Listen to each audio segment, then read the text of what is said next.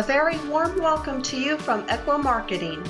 This presentation is brought to you by Equa.com, a leader in digital marketing. Hello everyone, and welcome to an amazing episode of the Growing Vet podcast show. Today I have Jon with Contact Diagnostics. He's the founder and principal at ContactDiagnostics.com. Jon, welcome. Naren, thank you. It's a pleasure to be here. Thank you, Jon, for taking the time. I'm so excited about our topic today because I know, I have personally talked to and worked closely with hundreds of doctors. I know that at some point in their careers, they're looking to work for somebody or they're looking to hire somebody, another physician. So really thinking about, how to hire someone or who should I work for is a very, very interesting topic. And the reason I say that is many doctors regret the decision they make. I mean, I've heard stats like a majority of quote unquote, these types of relationships end up with one person being unhappy and then they start all over again. So avoiding a lot of pain for both parties, the person hiring as well as the person working, I think is an amazing topic to talk about. So why don't you tell us a little bit about your story and kind of how you got into this? Yeah, absolutely. So, a quick stat to kind of back up what you just said, Naren, is if you look at graduates that come out of their training, the first job that they sign with, whether it's in a private practice, whether that's corporate contract, whether it's large hospital system, I think the latest stat that we saw was 59%. Once their initial contract has flushed through, whether it be 1 year, 2 years, or 3 years. 59%, so to your point, a majority of them don't stick around, right? They're unhappy. They don't stick around. So they look elsewhere after that first contract is up, 1 year, 2 years, or 3 years down the road. And I think a majority, to your point, they're unhappy. And I think it can all be avoided if the appropriate expectations are set up front, for the most part. And so, and that's why we're here, to help physicians and help employers have those appropriate expectations from both ends. And so my story, I grew up in the Midwest, and I was around a lot of medicine as a family. My mother was in medicine. My father was in medicine in different types of roles. My mother in a small private practice back home in the Midwest. And I grew up wanting to be a physician. At the same time, I was always very entrepreneurial. So I started a company at 17. I started a company at 19. I was in my undergrad at the time, and wanted to be a physician. Emergency medicine was kind of what I thought my passion was. And just from my connections, I was kind of dissuaded, if you will, from going into practicing as a physician, but I still had a passion for science and for medicine and being around other, professionals in that market. So I took a job out of college with a large pharmaceutical company, had a lot of different roles inside that company from sales and operations and marketing, working on lots of contracts. I met lots of physicians. I had a lot of friends that were physicians, and over just discussing lots of things with them over a couple of companies and a couple of different roles, I realized that there was a big need in the transition from when you finish your training into being an attending. And there are a lot of different needs, one being how do you find that job, two being you have increases in your financial abilities, what do you do with the money, contracting and understanding what these things say. And so we chose what we felt was a underserved niche, which was helping physicians understand their contracts. And so we created a company years ago, and all we do 100% of our day is help physicians understand what their employment contracts say.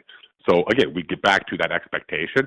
We help the physician understand what the expectation is of the employer. Sometimes we work with the employers on helping them know what their expectations should be of their new hire or their physician or their future employee or their future partner. And we look at ourselves as educators. We explain it to the physician or the employer in regular language that people use all day. We don't get into all these legal terminologies and things like that. We explain it on what it means for their career, what it means for their finances, what it means for their family, what it means for their purpose and how they approach every day. And then we tell them, here's some good questions to ask, here's some good ways to negotiate, either from a compensation or from a scheduling or from a variety of different perspectives. And we have an absolute blast doing what we do here. Even though I know most people think that looking at contracts and explaining them all day couldn't be fun, we have a lot of fun doing what we do here, and really enjoy working with all the physicians and all the employers that we're fortunate to serve. Thank you for that introduction. And you're right. The theme of the podcast is, a bigger future, right? When it comes to growing MD. So that's time, money, purpose, and relationships. And I guess when you get into a relationship, depending on which side you are, whether you are the person hiring or the person working, you have to think about how it's going to have an impact on your time. You have to think about how it's going to have an impact on your purpose, meaning your vision, your relationships, and of course, money. So let me kind of take a step back and start with the different kind of purposes that perhaps a person hiring might have versus a person who's looking for work might have. Maybe that's a good place to start. I mean, you have worked with 6,000 contracts, you said, in the last 7 years. So I'm sure you've seen quite a few. We have, absolutely. And, and everyone's got their own particular frame, and I think to your point, I think it's good to if you're a physician, to sit back and say, what's my goal here? Is my goal to be an employee, near term and long term, or is my goal to be a partner and be an entrepreneur, a practice owner, if you will? And I mean, last year the stats showed 67% of all physicians who finished training went into employed positions. A smaller and smaller portion every year go into private practice, but there's certain specialties that are more of a private practice model, and so we see a big delineation between those, say, going into cardiology or being in hospitalist medicine, and those who are, say, practicing dermatology or going into plastics, of course. And so, we see a big delineation in the mentality of those physicians when they're coming out of their training and what they're looking for with that future purpose. From an employee's perspective, obviously, what's the purpose of me hiring somebody? Is it to create more employees to help me, grow my business and expand my revenue and maybe allow me, some more freedom away? Or is the purpose to, hire a future partner, somebody that I want to, grow my business with, maybe transfer my business to in the future? And so I think, again, no matter if you're on the physician side or if you're on the practice owner or the employer side, I think it's good to make that purpose very well known up front and then have a specific plan with how you're going to approach the process. Perfect. So let me wear the employer hat. So let's say I'm a small practice owner and I'm looking to bring somebody else on. And I heard you talk about 3 buckets. One bucket is I'm looking for a partner who perhaps can come in as an associate and then eventually become a partner. The second bucket is I'm kind of old and I need somebody to not only come in and then become a partner, but perhaps one day buy it from me. When I say one day, not 30 years from now, but maybe within 5 years from now, right? And the third bucket is, you know what? I'm happy owning this practice. I just need an employee to do, to take care of my patients the way I would. So let's take each bucket and let's talk about what does a win-win partnership looks like. What are the attributes? So let's talk, which bucket do you want to pick? Sure. So, I mean, I think if we talk about, I think the employee bucket is maybe the easiest one because there's just less detail. So I think we can talk about that one first and then kind of jump into the other two. But I do think that there's a theme with all 3 of them that's important. And it comes back to one of our purposes here at Contact Diagnostics, and that's just clear expectations. One of the reasons that relationships don't work out, is because those expectations aren't set up front. And I think in either situation, the practice owner or the employer needs to have a very specific expectation that they know in their head that they want from this individual. And from an employee perspective, obviously, the expectation is a little more simple because, I mean, you're not going to be as financially involved with this individual, nor are you going to be involving he or she in making important decisions on your business. So the expectations become a little bit easier. And so if you're looking at bringing on just, straight employees, obviously it's important to let them know that this is not going to be a partnership opportunity that you see in the future. You're looking for an employee. Typically, somebody who's joining as an employee will expect a higher salary to begin with. Because if you're coming in as an associate, but there's the potential to be a partner, maybe that's a risk that they're willing to take a lower salary for the potential of higher reward in the future. And so it's typical employed situations. The employee will be offered a higher compensation package, maybe a higher percent of, if you're looking at collections, a higher percent of the collectible revenue that they bring into the practice than a typical associate on their way to partnership. And then obviously very specific expectations around the schedule, the location, the call, and what that looks like. If it's an employee, you may expect a little bit more churn, if you will, in your employee ranks. And so maybe you're okay if your employees tend to roll over every 2 years or 3 years and not resign, because your goal, although your goal is to have a good long-term employee because it makes your job easier and your life easier, maybe that's not the goal. The goal is to have somebody there to produce, somebody there to see patients that you have already marketed to or brought in, or your brand is so powerful in town that you just can't see all the patients. And so somebody you can kind of pass some excess coverage to, and yet, continue to serve those patients. But maybe you would expect to have a little bit more churn as something else comes up, because they're not invested in your business. They don't maybe have that long-term vision that you would if you were considered bringing on a partner. And so I think the employee model, if you're looking at just bringing on employees to help you, I would consider paying them a little bit more, maybe expecting them to have a little bit, because obviously they're not as invested in your business as someone who wants to be there and buy in and be an owner and make decisions with you as a small business owner and an entrepreneur.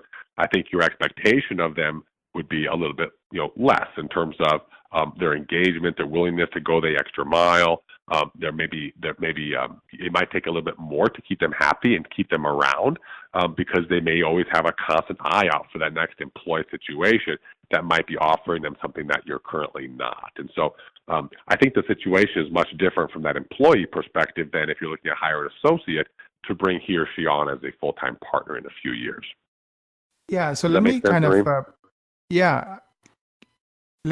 piggyback on a couple of points you made and clarify. So I have seen a lot of doctors spend a lot of money bringing in an employee, and then a few years later, this employee goes and sets up shop a few miles down the road, and a lot of times will take the patients with him or her, right? And that's one scenario I've seen. The other scenario I've seen is a lot of times somebody wants to work part-time, let's say, for whatever reason, they're not looking for that grind. They are looking for that flexibility and so forth. And they would come in and, but then their life changes. So what their expectations coming in might not be what the expectations are in 2 to 3 years. Mm-hmm. And going back to your point, I think a lot of doctors do not clearly discuss these expectations with each other, and they kind of assume lots of things. And a lot of times their assumptions are wrong. They assume the new person is going to have the same view of the world or the same set of expectations than they are. And a lot of times they don't. Like you said, an employee mindset is very different from somebody who's looking to become a partner mindset, right? So it's interesting. So if I were to talk about success criteria, like to make this type of relationship work, and you were to kind of tell me, okay, somebody should follow this set of steps, what would that look like? I'm just trying to understand. Like, from the employee perspective, when you're hiring employees, obviously it's important for a physician to protect their business, and depending on where it is, and depending on the specialty, and depending on a variety of things, we do see non-competes in contracts. We see non-solicitations in contracts that sometimes the practice owner feels protects them from, an employed physician from doing that, from coming in, learning the ways, and then carving out and setting up their own practice. And so I think, those are things that we typically would see in a lot of private practice agreements, is something that restricts competitive activity or soliciting after the employment has ended with the employee for a certain amount of time in a certain geography. So we do see that. I think you made a great point, though, when you talked about that they assume that they have the same mentality. We see a big difference in physicians, and they've even done lots of surveys on the differences between, a physician who is finishing their training now and their mentality around work and around retirement compared to the physician of, 20 or 30 years ago, or even 15 years ago, and how their mentality is much different, not only from a work ethic perspective, but from just how they view the world and what they want out of it. And so I think, if you've been in practice and you've owned, you're 55 or 60 or 65 years old, and you're considering hiring an associate or an employee, and you're looking at maybe bringing on a new graduate, that's obviously a big consideration as far as how they view certain things like their schedule, like, the future, like their work ethic and the hours that they are willing to put in. I think those things are very important. And that's why, again, it comes back to making sure that those expectations are clearly and appropriately set. But I think if you go back to your initial question on like what the success criteria looks like, I think, again, making sure the expectations are set, protecting your business as an entrepreneur and a practice owner, which sometimes means putting restrictions in place. And then I think just making sure that they understand exactly what your focus is as a growing practice, and they understand how they're going to be paid. You keep them up to date with everything to make them, obviously, we know that you may have more churn if it is that model, but obviously the more engaged you can make them, the more transparent you can be, the better you can line up their role to what they've obviously said their expectations are. We think the better it is for everybody, and the more chance that they'll have a success as a long-term employee, not just a short-term stint as they look at going and doing something else in a few years. Right. I have two questions. First one is, can we do a role play? Meaning, I want to be the employee, I want you to be the employer. And I think it's very dangerous to assume mindsets, right? Because everybody's different. Just because somebody's young or old or whatever, it's very hard to assume what's in their mind. So I want to kind of do a role play where you are the employer and I'm the employee, and you're really trying to understand me so that hopefully you can A, see if it's a good fit, and B, put the right structure in place. The second thing is, we talked about playing defense, protection and, those types of things. But how do we play offense? How do we tap somebody's motivations, right? Where they want to give their best. They really are engaged. So shall we start with the role play, if it's okay with you, and I can just play the employee, and you and I are meeting for the first time, you are the employer. How would you find out my mindsets? Naren, that's a great question. I think it just comes down to, obviously we want to talk about, your why I think it's great to clarify why they're in medicine to begin with, right? Are they here to serve patients, depending on the specialty and the role? Is it here to have a good income? Is it here to have a flexible schedule? I think it's good to figure out, number one, why they went into medicine, and kind of figure out their mentality around that. Sometimes people are in medicine because their parents were, and they just thought that was the path. Other times people are in medicine because they feel like they have that need to serve. Maybe some are just passionate about a certain disease state because of something in their past or their history. And other times they chose something because it's just they feel that that's a market that you can earn a good living in. So I think it's good to start with the why they're talking to you, why they're in medicine to begin with. And then obviously I think it's always good to ask questions around what they expect to get out of a career. Right. And I think it's also important from an employer perspective, to understand that, again, that the person that you're talking to or interviewing may or may not, give the answers that you would give. And again, depending on what your structure is, if you're going to hire an employee, that may be okay, right? As long as the expectations are set.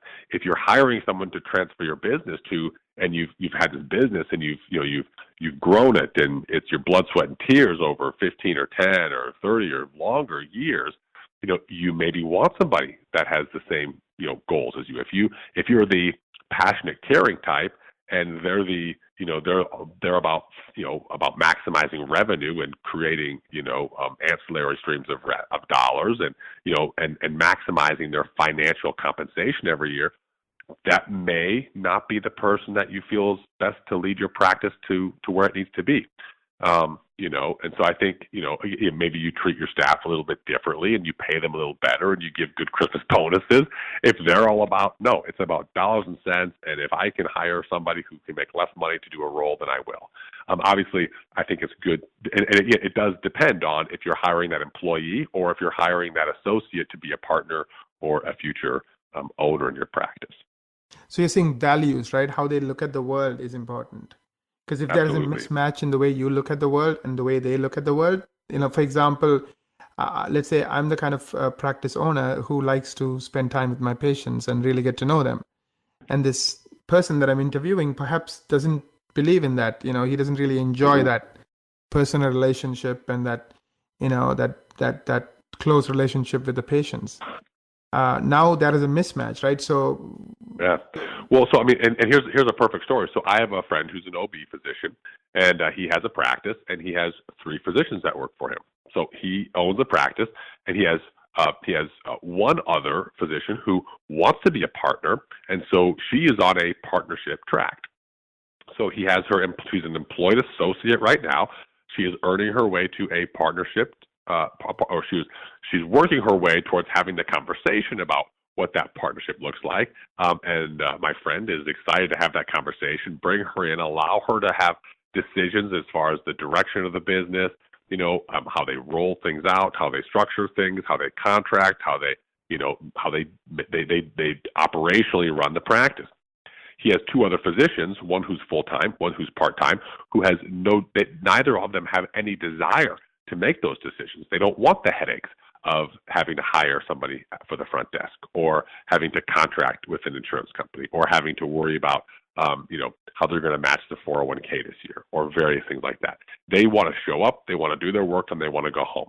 They don't want any other responsibility. And so, so obviously he looks for something different in the people who want part-time. They want to get a good paycheck, but they want to go home and enjoy their time with their family, versus the associate that he is taking and molding as kind of the next generation to his practice.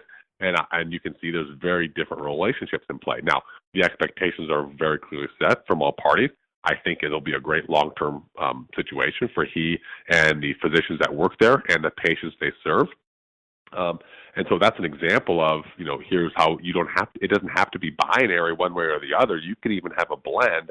Again, all coming back to expectations as long as they're clearly set. And I do think there's a big difference between, the mentality and what you look for from an employee and the mentality that you might look for of a future owner or a partner of yours in the practice. Right. Makes sense. What motivates, let's say if I'm an employee, I have an employee mindset. What are the things that typically employee mindset doctors are looking for? Is it flex time? And you mentioned you may have to pay them a little bit more than you would pay somebody on a partnership track. What are they looking for typically in your experience? From an employed perspective, yes, it varies dramatically from specialty to specialty. It varies dramatically, between where a physician has trained, and it varies dramatically even between men and women. And so, if I was going to kind of just give generalities, I think, the employed physician typically, there are 2 mentalities. One is there for compensation. They want to know what the production scale looks like. They want to know what they can do to work more and earn more, but they don't necessarily want the risk that comes with, earning less and maybe being a partner and maybe having more debt as they buy into a practice and those kind of things. So they want to earn and produce. They don't maybe like the risk of being an entrepreneur or being, in a smaller private practice. They don't like the exposure. They'd rather be part of a large, hospital-based system where they feel more secure in their daily work. But yet they still want to produce and have good efficiencies to provide a lot of care to the right patients. And so we do see that mentality. And then we also see, the mentality, again, a lot of it varies if you're doing, if you're an employee in a small dermatology practice versus if you're an employee, in a hospitalist group. Hospitalists, you typically go into that specialty, but sometimes people want to work extra shifts and pick up extra dollars. But a lot of them, they want to have that schedule. They want to work 7 days in a row, and they want to have 7 days off. They want to work when they work, and they want to not work when they don't work. And so I think it does vary by specialty, but I think all said and done, those employees, they want to know, again, back to expectations. What do I have to do for the money? If I want to do more, can I to earn more money?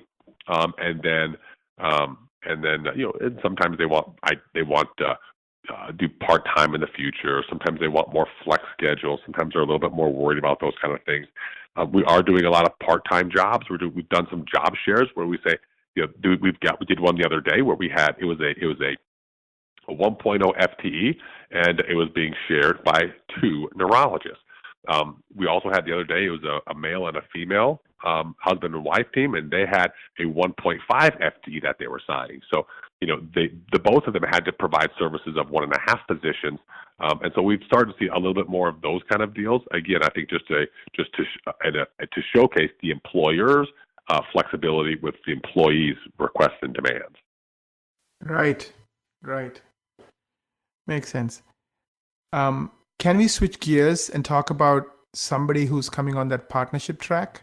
Can you give us the 10,000-foot view on, is it like usually like they have the privilege of having that conversation down the road, or do they pretty much right on day one itself? Like, give us the buckets, give us kind of a high level way to think about, people who are interested in the partnership track. Yeah.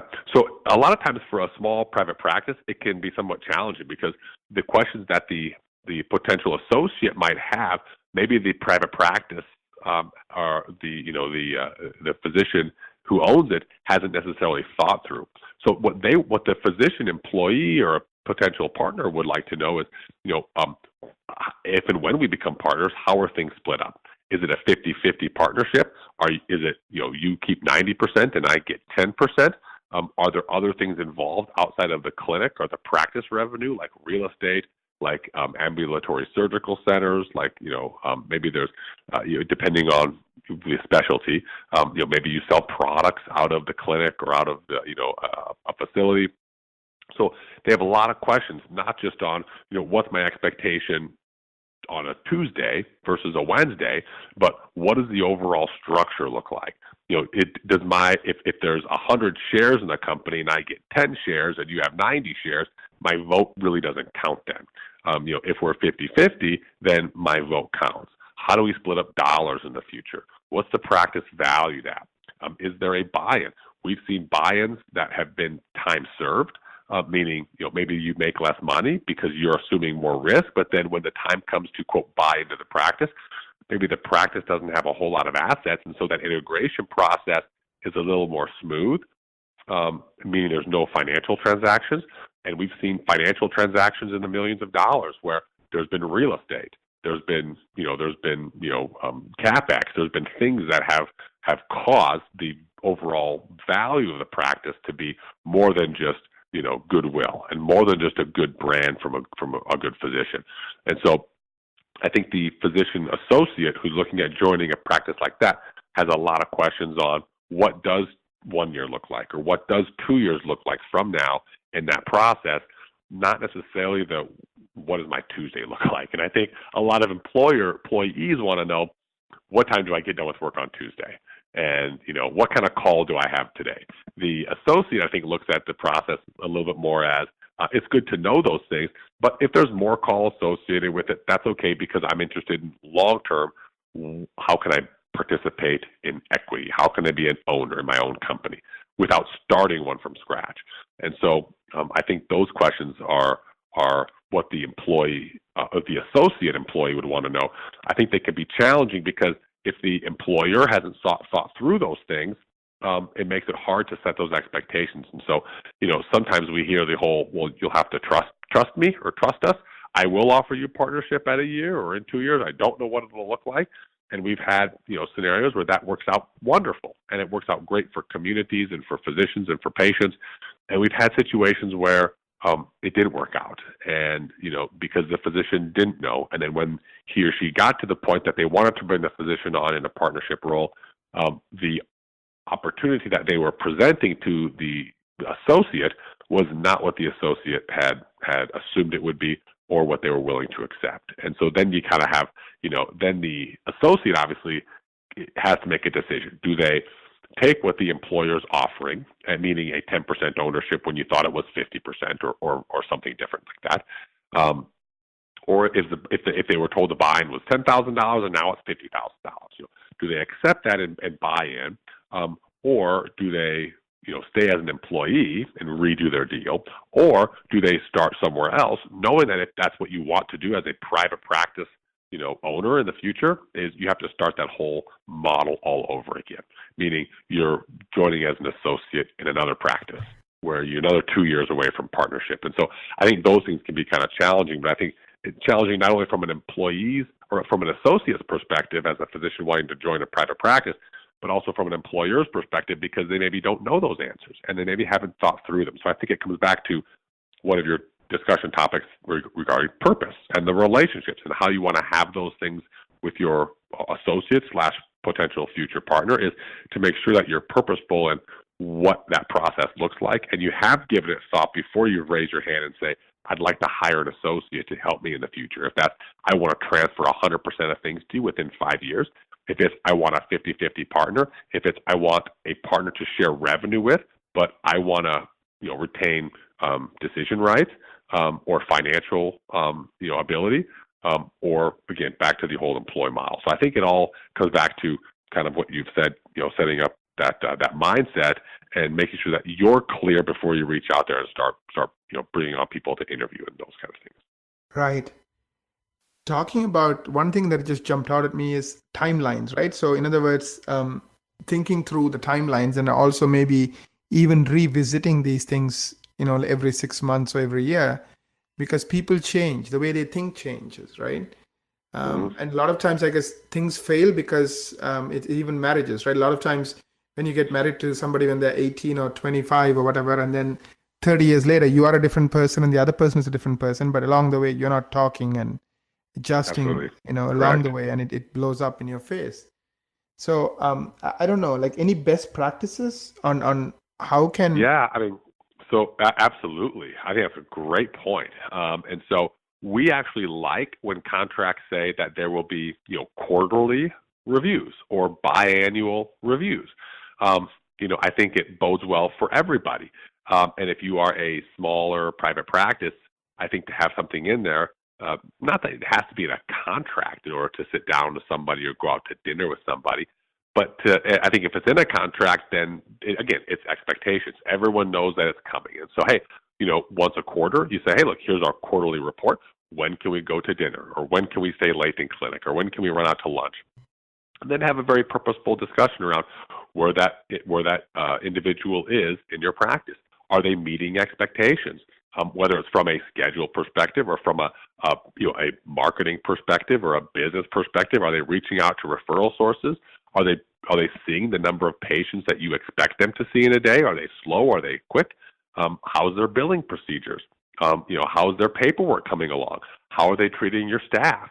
And I think to have that discussion is very, very important because, again, assuming that they want to learn and grow from you, you can coach them in how to get better and how to get further down that path to getting, I hate to say the thumbs up, of joining the practice or being a partnership or if you want to be an employee, having a better financial structure or having more of a flexible schedule. So I think having specific language and contracts that give reasons to sit down and have a quarterly or a biannual or at worst case an annual review where you sit down and you ask for their feedback and you give them feedback, knowing that everyone has the best intentions with not criticizing but giving good feedback in a totally honest, totally kind way. But I think having those discussions definitely helps set the expectations. And from a timelines perspective, I think quarterly, every 6 months, once a year at a minimum.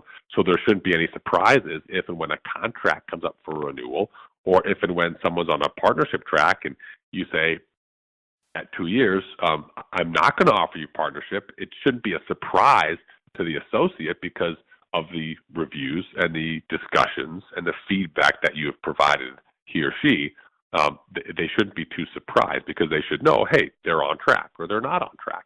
And so I think having those discussions is vital, absolutely. Makes sense. Makes sense. Can you tell us some good stories and some horror stories in each one of these categories? So absolutely. So I hate to say we have more horror stories because people call us when things aren't right. People call us when things don't work well. But we just had a big success where we had. I mean, like I said, we've worked with a lot of physicians. We work with, and we work with a lot of physicians who go an employed model with a large health system or a large, national employer. And we typically do their contracts. They come back in 2 or 3 years, and we'll help them renegotiate their contract with the employer, and that's fine. But we do a lot of these smaller private practice contracts. A lot in dermatology. We do plastics. We have a lot in ophthalmology. Some of those more common, highly trained practices. We do a lot of deals in some of those, and when we help physicians into those practices as an associate, it means a lot to us when they come back in 2 years and they say, hey, we've done well, and they're offering me partnership, and here's what they're offering. What do you think? And our first question is, do you trust them? Most common, their answer is absolutely. And so we have a lot of success where things have worked out well. They're exceeding what the expectations were of the employer, and they've been offered partnership early. And I say exceeding from a revenue perspective, that they integrate into the community, and the patients love them, and the patients told their friends about them, and their practice grew remarkably fast compared to what the employer had expected. And so they said, wow, you're obviously have a lot of natural ability. We'd like to offer you partnership early. And then, again, when the contract comes in, there's no surprises. The expectations were clearly set up front. I think one of the reasons is because they went through us, and we provide them a lot of questions to ask the employer on the front end, which we kind of talked about. Sometimes the employer doesn't know the answers to, unfortunately. But because those expectations were clearly set, when they joined partnership, they met the expectations, and it was a fairly smooth process as far as what they expected from the buy-in, what they expected from a timeline, what they expected from a dollars and cents afterwards. And so some good successes on that. But again, I hate to say our expectation is almost to have successes. We don't expect to have things that don't happen well. We have helped physicians on the other end where they showed up to the site visit or the interview at the private practice, and they went through and they saw the different sites, and they talked to the physician, and they met the employees, and they got the contract, and they thought everything looked good, and they had us reach out to the physician and do the discussion for them. And in our discussion around compensation, we had talked about how that physician would value the practice. And it was a little concerning to us on just the physician's mentality. Again, we were making the call on behalf of the potential associate, and it was again, knowing expectations are important. It was alarming to have the physician that we were talking to, who owned the practice in Texas, not really know when he would offer partnership. He thought maybe 3 years, it might be 5 years. He was unsure. We asked him about how ownership would be split up, and he said, well, I don't really know, probably somewhere between 10 and 30%, but I'm not quite sure. And we asked him about cost, and he said, well, I don't know. I think I'd probably value the practice myself using a multiple of X. And, as we started to try to unpack some of these things on, now, why would you think it's worth that?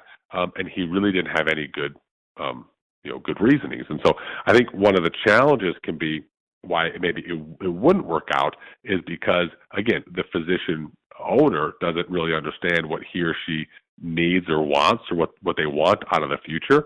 And so it makes it hard for them to be clear on what that means. And if they're offering a practice for $500,000, but any reasonable valuation would be $100,000, it makes that process extremely difficult if and when they want to bring somebody in. And it's challenging for some private practices because obviously they've got blood, sweat, and tears into their organization, and they maybe are emotionally tied to it, of course. And so what they feel it's worth might be quite a bit different than what it actually is worth.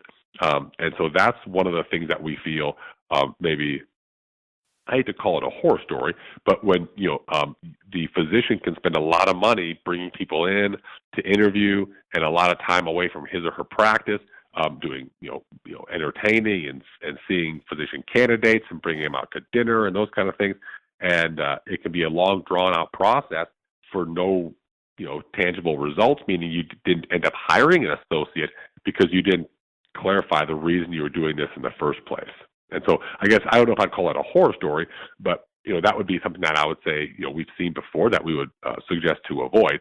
A horror story would be where we've seen one expectation set and they did continue to check in, and the expectations were clearly changed, and then there was no transparency in things like monthly reports, and so the physician then doesn't trust the physician associate doesn't trust the employer, and so you have distrust.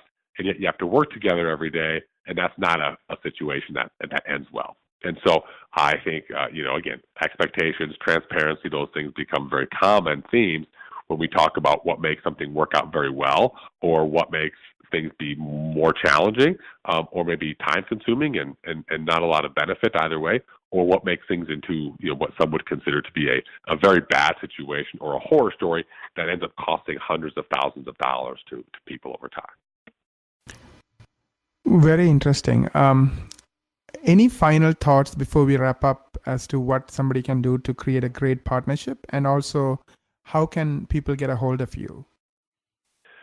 Yeah, so I know I don't know how many times we said the word expectation today, Naren, but I think again it comes down to looking into yourself and your practice and figure out what your business needs, and finding out what's best for the future, what's best for the market, and what your goals are as the owner of the practice or as a physician that is looking for a job over the next 1 year, 2 years, 5 years, 10 years. And then I think once you know what that looks like, it's just to have an agreement that is maybe not overly detailed or overly formal, meaning it doesn't need to be 20 or 30 or more pages. We've seen 76 pages from an employment contract, and we've seen 1 page. And 1 page is no good because you can't set expectations. 76 pages is no good because it's just ridiculous. And so I think having good expectations around things like termination and what happens if and when things don't work out. So let's talk about time frames, right? Is there a no-cause termination? How can a party terminate for cause? If so, what happens? Should there be restrictive covenants? Should there be restrictions on what they can or can't do regarding patients or regarding referral sources or regarding employees after their termination? Obviously, a lot of discussion and thought through on the compensation. What's fair for the market? We had a neonatologist the other day tell us that they'd offered everybody the same compensation for the last 10 years. And that's why they were offering our physician candidate this particular amount. And so I think being purposeful with how you're offering compensation to get people engaged in your practice. I think if it's overly high, that might be a cautionary tale. If it's extremely low, it might be a cautionary tale. There might be a reason because of it, but we'd like to know that there's much more of a benefit to taking a low compensation up front than taking something that's more market rate. So I think it's just knowing what the market rates are. Obviously looking into your business and figuring out what you can do. I think it's motivating people, how they want to be motivated through bonus compensation, which may be different from an employee perspective to those who are joining as an associate. So I think it's being purposeful on your compensation packages and knowing, again, what's appropriate based on your particular market and your particular business, not getting too tied to an emotional decision on what you feel your value is worth or what you feel all your blood, sweat, and tears are worth over the years, but what does the market dictate? And then I think if bringing somebody on in the future as a partner is something that they want to do, we don't typically see details in contracts. The detail that we like to see comes from something that you brought up, which is timelines. So I wouldn't expect a contract for an associate physician to say, you will be offered partnership in 1 year, and the value will be, X dollars, and you will pay me the X dollars in Y ways. We don't typically expect that. It's very nice if it can be in there, but I wouldn't expect an owner to want to contractually obligate his or herself to something like that. And so we typically just see, there'll be, what we prefer to see is there'll be quarterly reviews, and it's a 2-year contract, and partnership will be discussed, 120 days prior to the end of the 24th month. That way, there's times to have discussions along the way, and then if and when you guys want to do a deal that starts on the 25th month or after the 2 years, that you guys have ample time, 3 or 4 months before that starts, to discuss, potentially negotiate, and then have documents created, and then move forward with the signing. So on the 25th month, you guys are up and rolling as you would want as your potential partner.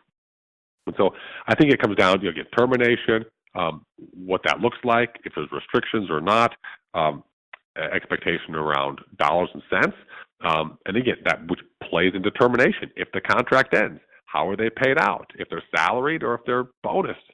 Obviously, that can be a very big topic as well. And then schedule, knowing what's expected out of a schedule, which could include call. If there's multiple locations or just one, if there might be future locations or not. I think those things are good from an expectation perspective, especially from a lot of younger physicians now. They want to know, where am I going to work and when am I going to work? And if call is too great, that may be a cautionary tale. And then again, making sure that not necessarily details of the partnership are in the contract, we don't typically see that, but that you're able to discuss and be open to that conversation, assuming that they would have a lot of questions on the front end, and then having something in the contract that maybe isn't details on the what and the how of partnership, but the when, and not necessarily obligating yourself to, on this month you'll be my partner, but saying on these time frames we will discuss this, and then we'll have plenty of time to before the end of the term, 2 years or 3 years or 1 year, whatever you think, to either negotiate and discuss partnership, negotiate or discuss a future contract as an employee, maybe continuing as an associate. You're not ready, or I don't want you as a partner, or going our own ways and parting ways. So I think those things would be good from a employer perspective as far as what the contract should say. Perfect. I really appreciate your time today. How can somebody get a hold of you? What's the best way to reach out if they have questions? Yeah, so absolutely. So we're online, contractdiagnostics.com. I think if you Google Contract Diagnostics, we come up. I think you can always email us, info at contractdiagnostics.com. Again, my name is Jon. I'm the principal and the founder here, and people can always call me direct. It's my direct line is 816-288-3312. And I don't answer the phone very often, but I always return messages. So if anybody does call me directly, they can always leave a message, and I'll reach out whenever I'm able to and return their call. So, and my email is Jon at Contract Diagnostics. So lots of different ways to get a hold of us. And we look forward to answering any questions. You can always go to our website. There is a button that they can set up a free consultation with us at any time. And so if they'd like to talk about their practice or their situation and get some just basic 30,000-foot advice on anything, we would encourage any of your listeners to reach out to us in that way and book a time. We'd love to get on the phone and discuss that at a convenient time for you guys on what we can do to help and provide value in any way.